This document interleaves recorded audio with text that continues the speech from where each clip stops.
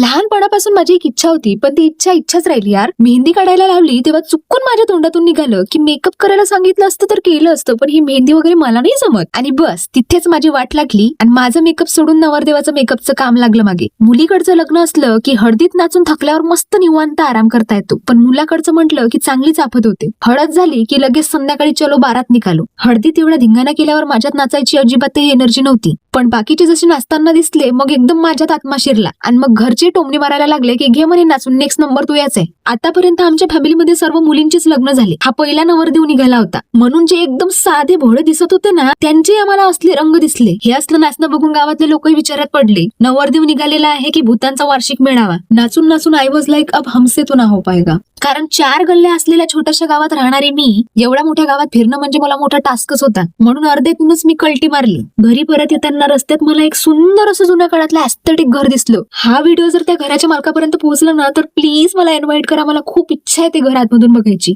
आता असली मजा तर या शेंबड्या लेकरांनी केलीये. मस्त मामाच्या लग्नात घोड्यावर बसायला मिळालं. यार माझी लहानपणी खूप जास्त इच्छा होती की कधीतरी आपण असं घोड्यावर बसायचं, पण माझ्यासारख्या महान व्यक्तीचं या धर्तीवर आगमन होण्याआधीच माझ्या काका आणि मामांचे लग्न उरकून गेले आणि ती इच्छाच राहिली. जाऊ द्या, येते आता नेक्स्ट ब्लॉग मध्ये. तोपर्यंत बाय.